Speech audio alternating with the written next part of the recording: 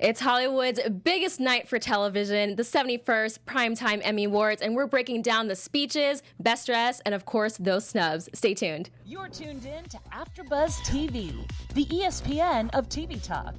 Now, let the buzz begin. Award season! Yes, honey! We made it! 71st Primetime Emmy Awards. I am so excited to be talking about this and breaking it all down.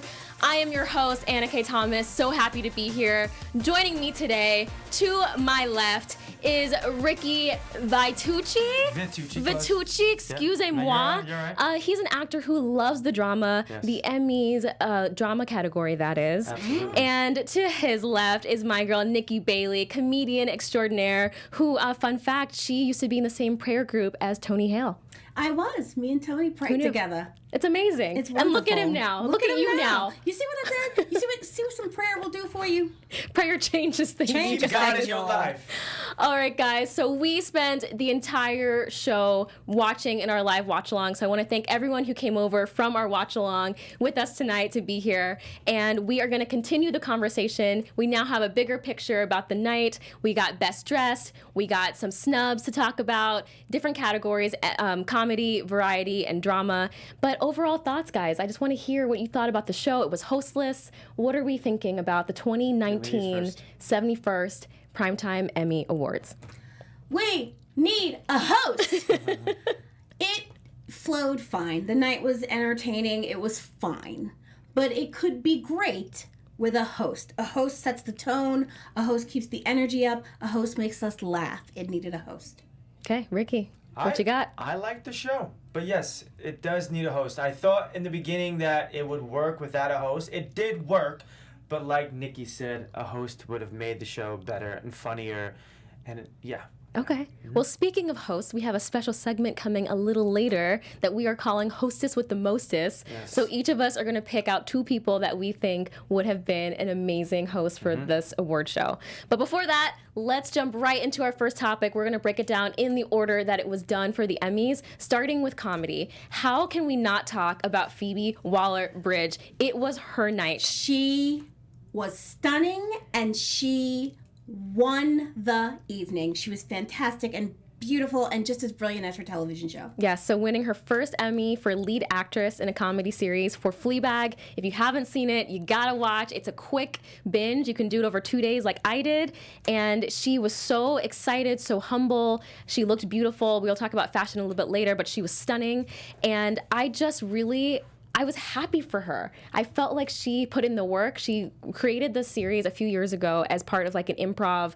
It was like a short form thing. Turned it into a one-woman show in London, and then wrote and created the series that we know now as Fleabag. So, That's so yeah, Ricky, cool. what do you think? I think that's so phenomenal for like all you writers out there in improv or sketch or just writer in comedy. Like, it just goes to show you that no matter what you're doing, it's going to take some time. Yes. Like, if you don't know much about the entertainment industry, it takes some time to make a movie or a show, and then it takes time to actually get it out there. It's just cool to see someone like her finally, after all these years, just pop and then just skyrocket.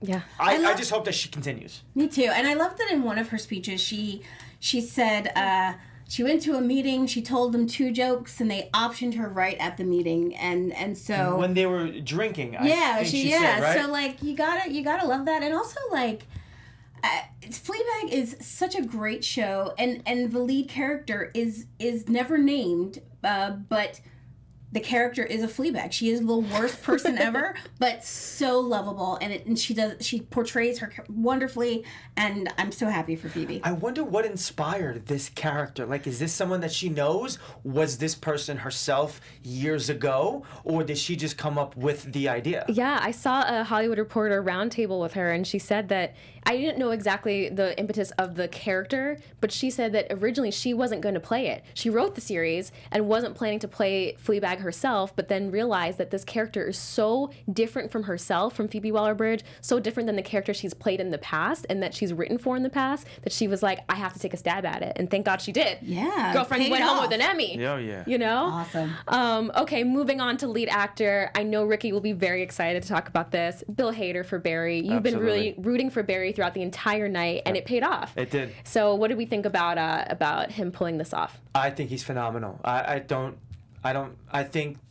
know that this award went to the right person.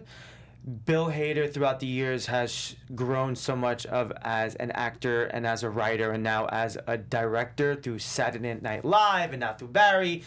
So it was really good. And I don't know, there's just something about Bill that I just love. Like, he just has this, like, honest, real, down-to-earth, just cool guy, right? Yeah. So it's like it's hard not to like him. And I cover his show here, so to watch his show and then speak about him and then actually see this season him win another one, it's just really cool.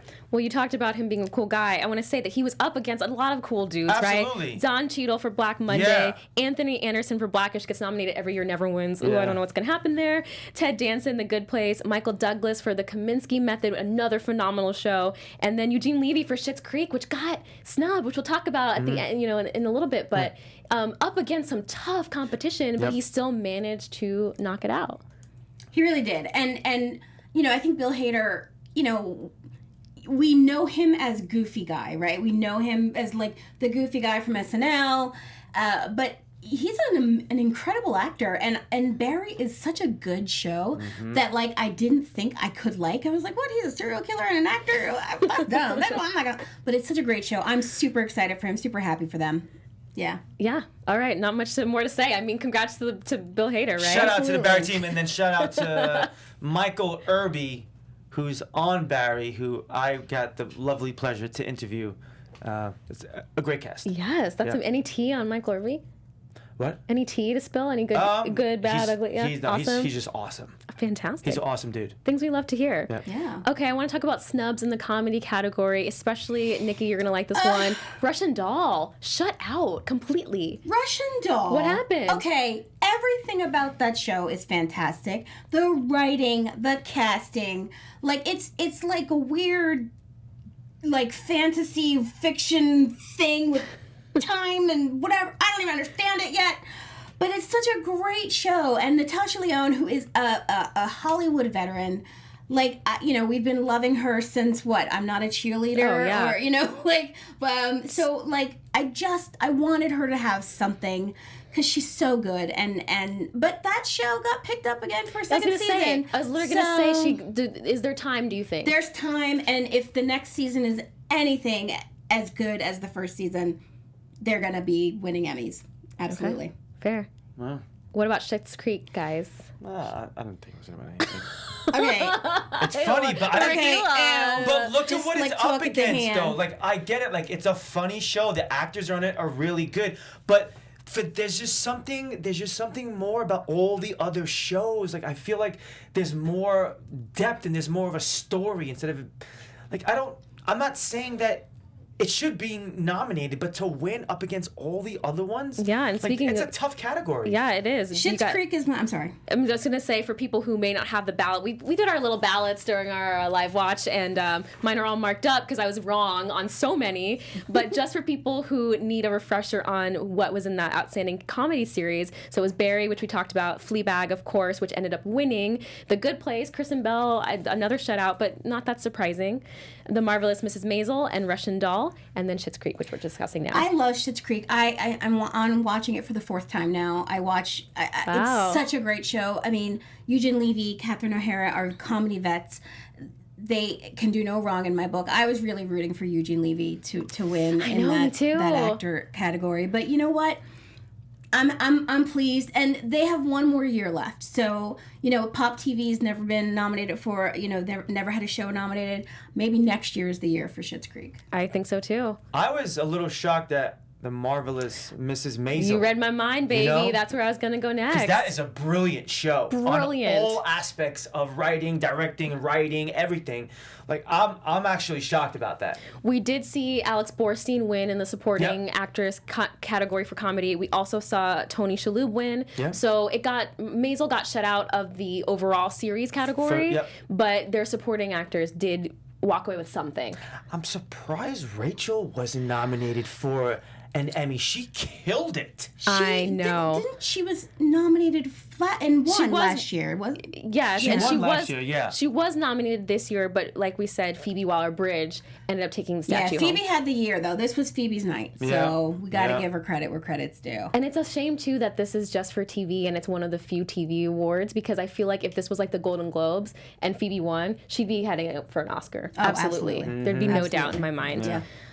Any other surprises with comedy? Anything else? The Good Place, we kind of thought that was what it was, right? You know, it gets nominated every year. It's a solid sitcom. You know, like, I mean, it's the thing that's really interesting about sitcoms is that I think that people aren't sure how to judge them because you only get like 20 minutes and you're never quite sure. Yep. Like, you know, like, so I feel like The Good Place is a solid sitcom, like Superstore, like, you know, like there's some stuff out there that's on that we love, that we keep watching. And you know, maybe they're not an Emmy award-winning show, but they're a freaking awesome series. Yeah, and to be nominated year after year, I mean, even Says if you're, something. it's almost like Blackish, right? Like nominated so much, not really winning a lot. Anthony Anderson gets nominated every single year and can't seem to take it home.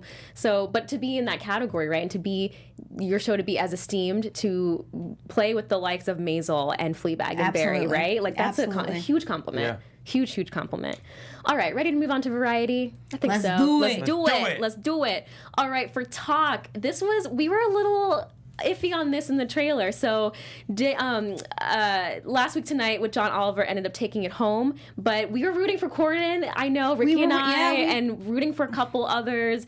And but John Oliver took it home and gave a really good speech. What do you guys think about that win? John Oliver, Last Week Tonight is so smart and so funny. They investigate their topic and they present basically journalism through a comedic lens. It's such a great show. I'm glad they won. However, let me point out, it was John Oliver's 4th consecutive win. Yeah. So I think people are getting a little tired of it. Not to say it's not deserved. Step up your game then. Right, that's what I think. Step so up your game. true. Yes. No, exactly. Like, nobody needs to lower their standards. Lower your standards for anything. If Step up your game. Right? Absolutely.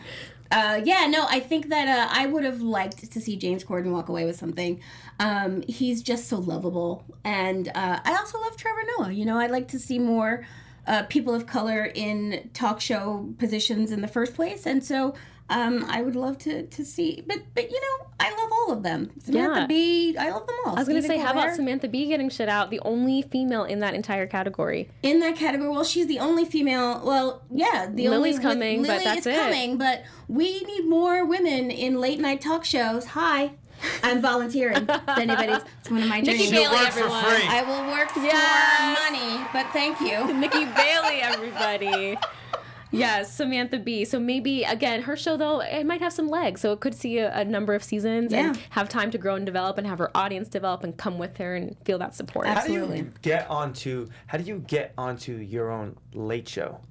We should call Lily Singh and ask her. Let's ask her. Lily Singh started as a YouTube star, so now she's going to have her own late night show. Wow. So I don't know. I don't know how it's done, and if I figure it out, I'll let you know. I also think the game is changing, right? With like the new wave of like YouTubers, Instagram influencers. I think we're going to start seeing different types of hosts on primetime TV. It's just what's going to happen. I agree. That's my prediction. I hope it is. I hope not. All right, guys, let's move on to a variety sketch.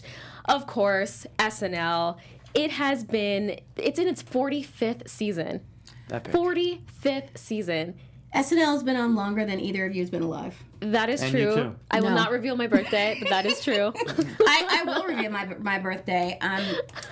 I'm 46. Oh no, thank you. No, you're not. Yeah, that's shocking. the combination of melanin and fat keeps me very smooth. Oh my god. And I am okay with it. Black don't crack. I'm 46. No, Black you're don't not. crack. Black And so, don't crack. Can we get another little applause? Please? Yes, thank you. Yes. Clap it up for the melanin. Wow. But That being said, now I have grown up on SNL. I remember being like a 5 or 6 year old kid begging to stay awake so I could watch Eddie Murphy on SNL. And so, SNL is a staple. I think next year in this category, you're going to see a Black Lady sketch show, and they're going to win it because I think all of the sketch shows that we have out right now, we've been seeing already for a long time. Now we have a new sketch show on the scene. I can't wait to see what happens with that. Yeah, I do want to talk about, we're going to be talking about speeches kind of interspersed between all of our topics with all these categories. I want to talk about Lauren's speech though, because I do think that in the scope of all the speeches that we heard, it was, at first I wasn't sure. I was like, oh, what's he going to do this year? But it was very touching. He talked about this episode that they got nominated for and won for was the Adam Sandler hosted episode. And there was a beautiful tribute to Chris Farley. Nice. That's so lovely. Like Adam Sandler he was working out some material, and he did a show at Flappers Comedy maybe last year or so before he went on SNL to do this episode, and I got to hear that Chris Farley tribute at that show. Not a dry eye in the house. So Lorne Michael talking about how nobody at the SNL studio could stop crying, over a tribute to this wonderful friend, and such a great talent that Chris Farley was. So yes. It's what a loss for comedy and for the world. But it was a lovely speech from Lorne Michaels, who is always so stoic looking. I know. But it kind of worked for this particular speech that he gave, that he does not ever smile. I know. How does Lorne Michael have a television, like the funniest show on TV, and never smiles? I know, and I bet he's such a cool dude. Nope. Okay, we're gonna gloss over that, y'all. We're gonna get the tea from We're gonna Ricky get the tea from later. I'm about to spill the tea on you. Oh my gosh. All right. Well, we're just going to move on from that. Let's go right into our last topic within our variety category. We're going to talk about competition program. And one of my personal favorites, RuPaul. RuPaul's Drag Race won this. Up against him was The Amazing Race, American Ninja Warrior, Nailed It on Netflix, Top Chef on Bravo, and The Voice on NBC. So kind of amazing. And another speech I want to talk about, because this show surprisingly didn't have that much political leaning. As we've seen, I think stars are it was so heavy in the last few years talking about politics at all these award shows, and I think we've really pulled away from that. RuPaul talked about equality and the need for transgender people to be recognized, and I thought it was a nice touch without going too over the top. Yeah, and he he talked about, getting out there to vote and whatever. RuPaul is RuPaul. You're not going to tell RuPaul what he can and cannot say. So I'm all right with it. All right. We debated this during the watch along. Ricky feels like no. Like what? Like they shouldn't be making their political speeches. I'm not going to say they shouldn't. They could do whatever they want. I just feel like politics and religion is such a touchy subject, and for everyone to get along, I don't feel like there's a need to bash.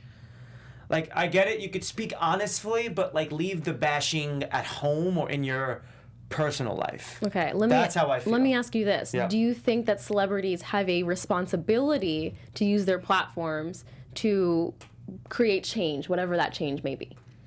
I don't think celebrities have any sort of responsibilities. I feel like if they have an opinion and they want to speak about it, then they speak about it. But I don't think that just because you're a celebrity, what makes you any different than us three? Interesting. Like it's just, I personally don't feel like they have a responsibility. Like, what, besides them being very talented and very popular, why do they have any more of a responsibility than me, you, or her? Interesting. Nikki, what do you think about that? I think that celebrities who come from marginalized communities, whether the responsibility is real or imagined, are using their platforms to further liberation and freedom for all people. And I don't know if they have a responsibility. I don't know if that's something that should be like a required part of the job. But given that it's so much more difficult for people of color, for gay people, for any marginalized community to get into this business, to take up space in the entertainment industry, to take up space in the world at all, that I think it's really important that if you do have a platform, that you use it positively and for the betterment of the world. So I think that when I am winning my Emmy Award, I am very definitely going to make a comment about something. I don't know what, but I probably will, because I just feel like it's just really important for people from marginalized communities to not only have someone advocating for them on these huge levels, but also to be able to see the people that they love and admire advocating for them as well. Like, so Patricia Arquette's speech about supporting trans people, I loved that. I felt like, and she's not trans. She has no, she doesn't have any kind of, she doesn't have a horse in this race, but she, that's important for trans people to see that there are non-trans people out there who want to fight for them, and that's important for marginalized people. So yeah, and that's great. She did it the proper way. Yes. I'm just speaking about the bashing stuff. It's just, that's not going to help anything. That's going to make things worse. It's going to separate us. It's going to divide us. If you have a thoughtful, genuine love and you believe in something, absolutely say it. But if it's something negative, that's honestly not going to help anybody. Yeah, and I was happy to see tonight that it was that. It wasn't the bashing. It was very highbrow, high level, like just a little touch of their opinions without knocking you over the head. Yeah. Logan in our chat said that he thinks that politics are going to come up anyway. Plus, celebrities tend to have a bigger effect when they use their platform for it. I mean, Taylor Swift and Ariana Grande got their fans to vote because they had a platform. So I think it's really important for the people who are in these really visible positions to use their platforms in however they want to, but they do have a lot of influence and a lot of impact. So I love it when they use it for good. Yes, and it's a conversation we should keep going. So make sure that you guys are in our chat, leaving us comments. Nikki's on that live feed right now, looking at everything. And speaking of watching our content and listening to us, Ricky's got a few words to say to y'all. I just want to say thank you so much for making us the ESPN of TV talk, and without you lovely people, there would be no us. So I just want to say thank you from the bottom of our hearts. So since you are watching this right now, please click the subscribe button if you are enjoying it. Comment below and like this video or our podcast. And we just love your support, and we just want to say we love you and thank you so much. Yes, give us those 5 stars, baby. Five we love stars, it. yeah. We love it. And now, thank you, Ricky. And speaking of Ricky, moving on to Ricky's favorite category of the night. It is the drama series. We have to talk about Jodie Comer. She's 26, first of all. She has been nominated or won 23 major award nominations. Tonight is her first Emmy, Killing Eve. Nikki, I know you've got opinions about the show and about her winning. Killing Eve is the best drama on the television, I told you okay? she had opinions. On the television. This is a female-led vehicle that is incredible, starring Sandra Oh and Jodie Comer, and they're both amazing. I am so overjoyed for Jodie Comer winning this year. Sandra Oh won last year. So if you haven't been watching Killing Eve, go find it, because it will make your life. And how difficult for her to be going against Sandra Oh in the category. Do you think that's a hard thing for someone to do who's like kind of junior to the more senior actor? Like to go against them in the same category? I don't think it has anything to do with years. It's just your work. Talent. It's what you put in this season, this year, and that's basically it. Do you think Sandra Oh felt some kind of way? No. I don't know. I'm sure she's like, damn, I wish I would have won, but I mean, it's her co-lead, right? So I don't think she'd be upset. And any nomination or award for any show is a boon for everybody on the show. Yeah. So I'm sure that there's no hard feelings or anything. And I don't know Sandra Oh, but she's delightful. And I'm sure that, and I've been watching her on television for years. So I'm sure Sandra was great. All right, in this category, we had Emilia Clarke for Game of Thrones. We had Robin Wright, House of Cards. I want to talk about that in just a second. Viola Davis, How to Get Away with Murder. And then Laura Linney for Ozark. Going back to House of Cards, Robin Wright, do we think she got a little snubbed? I don't know. Oh, it's silent to hear. It's silent. So. She finished out that series the best she could. Could, given what happened with Kevin Spacey and his whole nonsense. Damn. But but Robin Wright, I mean, she saw that thing through. She saw it through in in such a regal way. Like that character she's playing is so. I don't even know how to describe her, but she's so. I don't think it was a snub, but because I really don't know that the show. Like if I were going to compare it to Killing Eve, I don't know that I would. I don't know. I really think Killing. Especially at this point, right? Because we're trying to. I know people are thinking about the series in totality, but we're really talking about the this last season. Yeah. So this season, you had to give it to Killing Eve because House of Cards was good, but it wasn't as good as it was when. In the beginning. Before things happen. Okay, Ricky, another shout out, Mandy Moore, This Is Us, a show that I know you love. So how did you feel about Mandy getting shut out? Shit out? Shut out. Shut out. I did not roll the tapes back. I said shut. Sorry, I must clean the wax out. I can't. I didn't. I mean, I think it was cool that she was nominated because I think she's come a very long way from the beginning of this show and her as an actress. So it was cool to see her nominated. There was a part of me that honestly thought that she could have won because I think this last season from her character, she was phenomenal. That we saw more of her, and we saw her character come to life more, and we saw a different side to her character.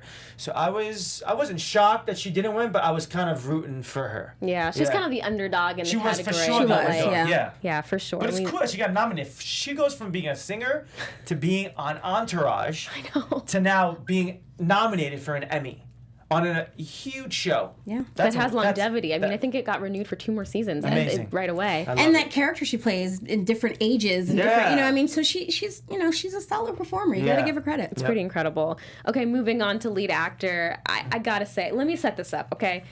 Outstanding lead actor in a drama series, all right? You're in a category, right, with Bob Odenkirk for Better Call Saul, Kit Harington, Game of Thrones, beloved character, Jason Bateman for Ozark, Sterling K. Brown, This Is Us, and Mila Ventimiglia for This Is Us. And who pulls it off? Billy Porter for Pose, making history. Okay? Billy Porter is the first, yes. Billy Porter is the first open gay black man to be nominated for an outstanding drama series as a lead actor. Yes. And it's 2019. It's about damn time. About damn time. Billy brought it like he always bring it. Category is fabulous. I wish Pose had gotten more nominations and more notoriety, but I also feel like they're new still. They're only in their second season. They just finished their second season.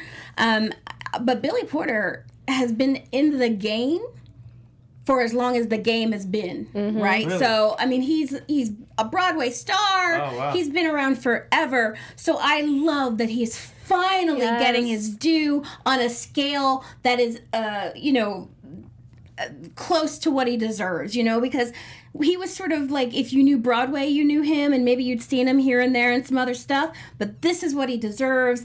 National notoriety, and to make history in this way. Very happy for him. And this is going to be something that's going to be talked about for years to come. Absolutely. And it's a huge win for not only, he's covered so many things, right? He covers the theater community, the fashion community, the LGBTQ community, the black community. So I think it's a big win for all of us. Yeah, agreed. In a way. Agreed. All right, rounding out the drama series, how could we not talk about Game of Thrones?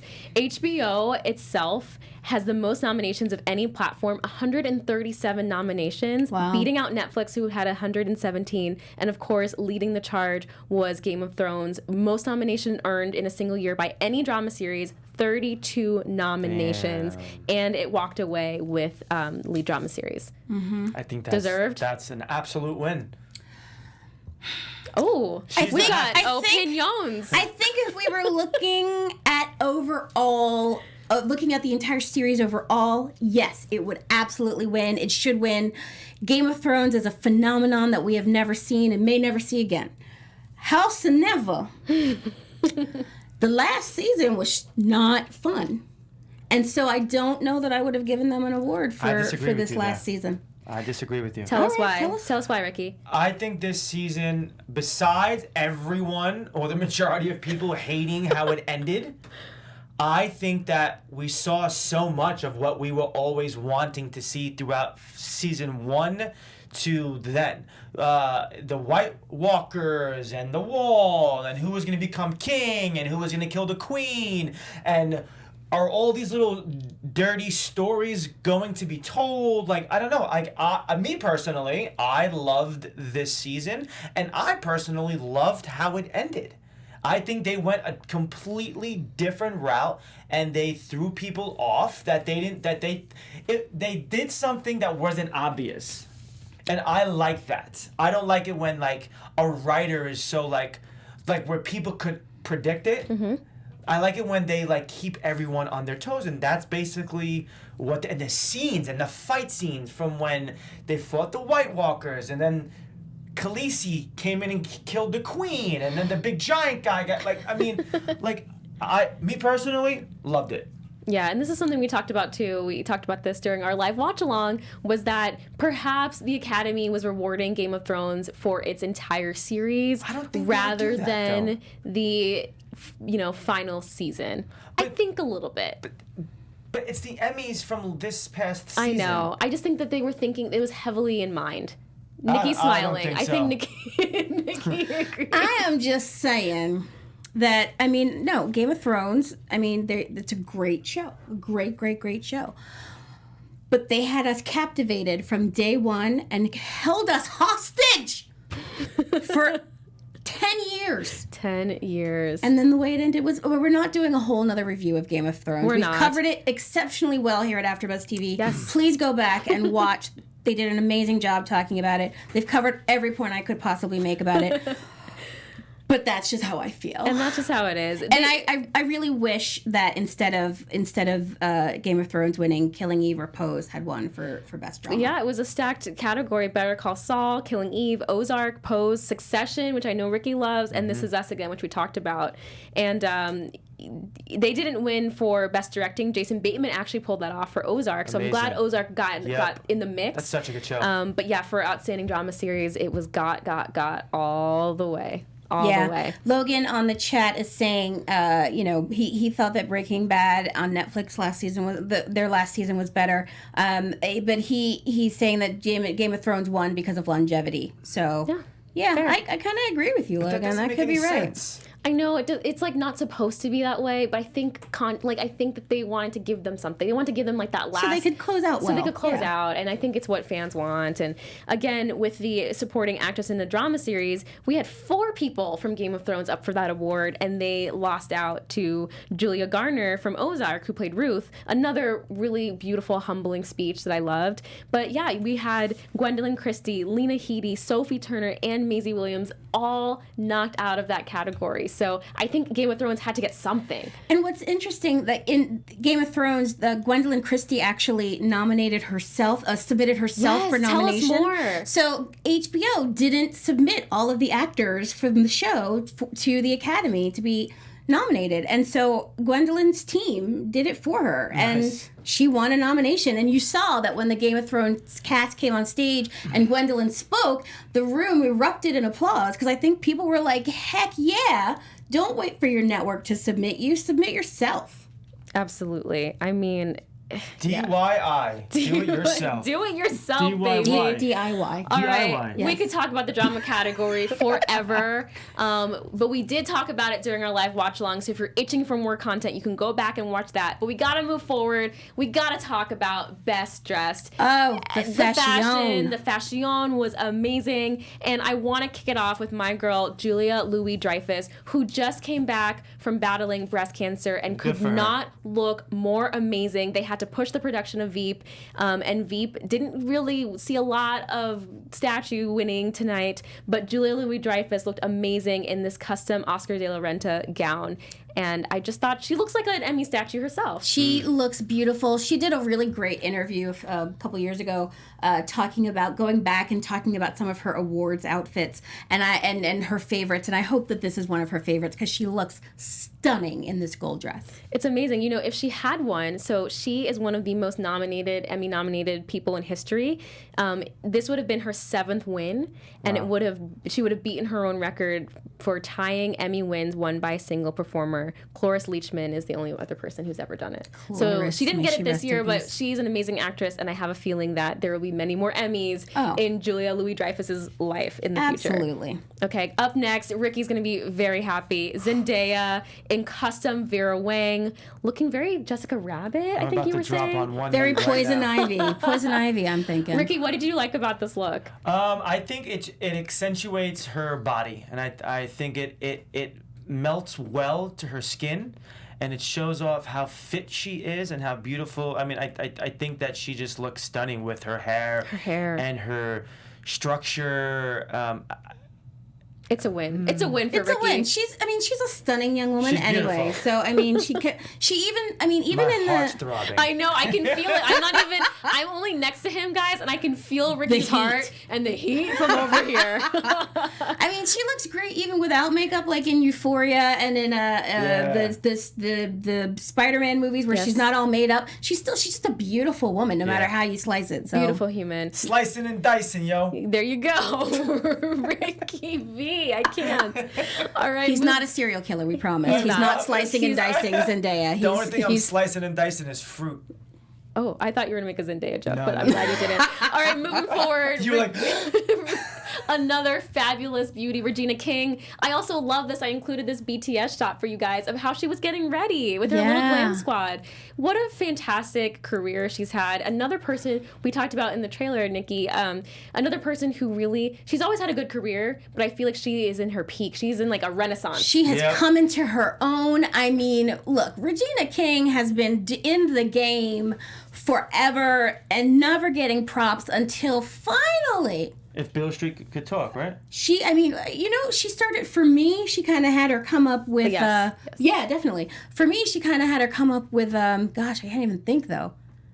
I don't even know. I just so many. I love her. I love this dress. I love this extra strap on the outside that looks like the same thing around her waist. So it's almost kind of got this like BDSM thing, but in this beautiful like pastel color. She looks gorgeous. And for those wondering, this is custom Jason Wu. Beautiful blue color as well. Absolutely. And this beautiful Tiffany green. Yes. Ricky needs to lead these fashion segments, I think. All right, Ricky, I'm going to let you lead the next one. Kerry Washington and Alexander Vautier. What did we think about this? Sexy. It's hot, right? It's different. So hot. It's different. Like, she's not in a gown. She doesn't look like she's going to prom. Like, she looks like she's going out. She looks like it's casual, but yet still elegant. Yes, and she's got her extensions, her ponytail in with that fierce bang. Nikki, you got some feelings? No, I was just going to say, she's like, this pose is saying, y'all see me in these pants, right? Because she's Kerry Washington, okay? She is like a fashion glam icon. Whether she's Olivia Pope or whether she's on a red carpet, she's Kerry Washington. That's Enough it. said. Enough said. She's K-Dubs. K-Dubs, enough said. Moving on to the males of the evening, one of the stars we talked about, Billy Porter in Michael Kors Couture. His platform shoes, the platform sandals were from Rick Owens, and that amazing hat is from Stephen Jones. What an amazing outfit to win in, to give an amazing speech in, and to really... I think this is a beautiful start to a new phase in his career, an elevated position. Yeah. Billy Porter, I mean, look, since Pose has premiered, Billy Porter has been all over the red carpets. I mean, whether it was the Met Gala, whether it was the Oscars, whatever, he just dresses not just to impress, but he dresses to slay, to conquer, to win, and he won, and I'm so here for it. Ricky, any thoughts on this? Cool hat. I would absolutely wear that hat and shock all my friends. Yes. I would love to wear that hat with a nice pair of black jeans, nice pair of Rick Owens sneakers, a black t-shirt, and then that hat. They'd be like, yo! It would not be like that hat as a mistake, like with the Johan. No, that's not a mistake. It's very out there. It's very different, but that's why I like it. Nice. I love it. Okay, two guys who were more... What? It's like a ramen spoon. Oh my god, it's an upside down ramen spoon. Yeah. If you turned it upside down, you could eat ramen out of Billy You really Porter's could. hat. Right? That I is see the it. best. Moving on to someone who was a little bit more traditional, but classy and dapper, very Mad Men. Of course, John Hamm, pictured here with Naomi Watts, presenting, and I love a man in a classic tux with a bow tie and Yep. a little lapel. Yeah. Sexy. Super sexy. I mean, it's John Hamm. He's always sexy, right? But Right. like, I mean, it was like a little velvet kind of situation going on with the Yes. jacket. Yes. He has so I'm going to make a long story short, but he has a really cool story. So he was about 40 and he was a waiter in downtown Los Angeles. What? And he was pursuing, and he wasn't getting there. And literally he said, in this next month, if I don't book anything, I'm honestly going to quit. Wow. And that's when, just like 2 days before he was going to quit, he booked. Mad Men. Yes. Wow. Unbelievable. Another John example Hamm. of just keeping through and grinding it out and just perseverance is amazing. And then finally, Ricky really wanted this one. Don Cheadle. That blaze is fire. It's fire. And Yeah. that bow tie. Yep. And I love him in the combo with, help me out, guys. Many people. Kristen. Oh my gosh. Oh my God. The Good Place. No, I right? have it. I have it right here. I have Belle, it. Kristen Bell. Kristen Bell. Oh my God, so many celebrities, so little So time. little time. But Don Cheadle, I like that he took a different approach with this white jacket. Ricky, what do you think? I mean, I would wear that in a heartbeat. I mean, It's fresh. the white tuxedo jacket with the black lapel and that like really cool pattern bow tie.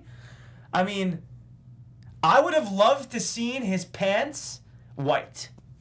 A okay. full white tuxedo Well, it's not full white because of the black. with the black lapel. Yeah, so like the black shirt, the white pants, that blazer, and then the tie. And that's it for you, right That's there. it. All right. Done. It's fresh though. That concludes our 71st annual Emmys fashion segment. It was a good one. There are many more. Everyone looked amazing. Not everyone. I had some worse dressed, but like we don't have time for that.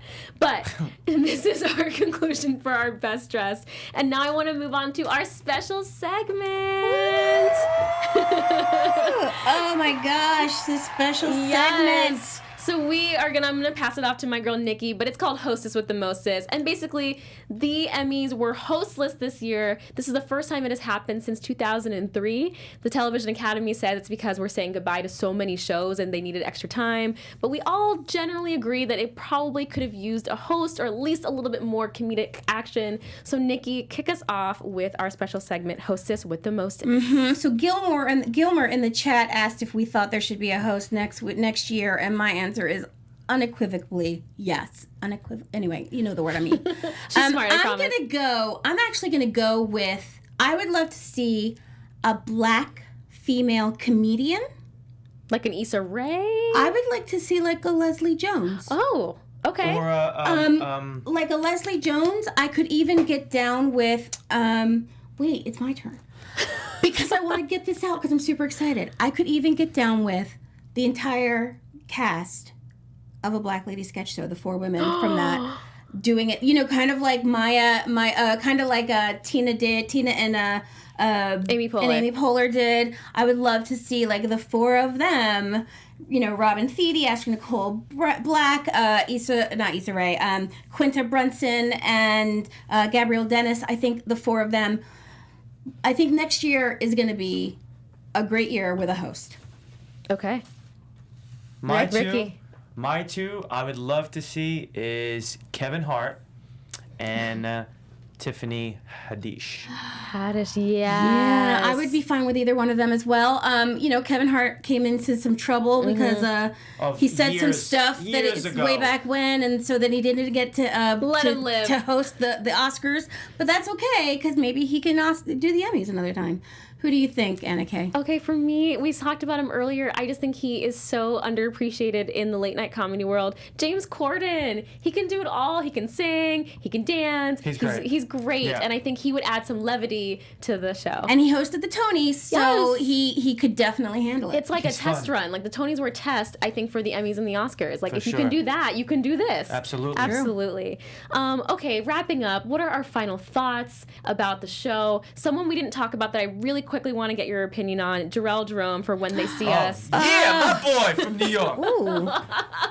BX in the house. Ricky Even though gets I'm so not excited. from the Bronx, but I'm so happy about that. Yes. So I'm so happy because it's me watching. Okay, me watching that as a white male.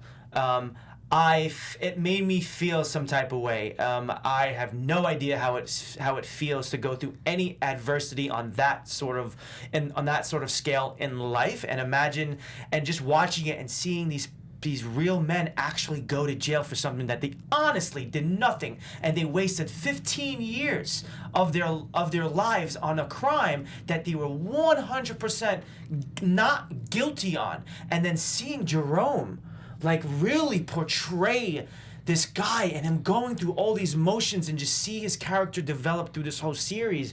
It like I'm obviously I am not black, but I like could feel the anger, and I'm like watching this and I'm fucking and I'm literally like screaming at the TV like, how can you not see this? And to see somebody portray someone in real life, which I feel as an actor is the hardest thing to do. I was just so happy that, and with the minute I finished watching the series, I instantly in my head say this guy is going to be nominated and he should win. And I'm so happy. Real quick, let me set this Really up for quick? you, Nikki, because Chernobyl ended up winning for limited series over When They See Us, yet Jarrell Jerome won for Outstanding Lead Actor in a Limited Series. 21 years old, first Emmy. Thoughts? First nomination. First nomination. You read my mind. What I was going to say is I feel that When They See Us was absolutely snubbed in this Emmys show.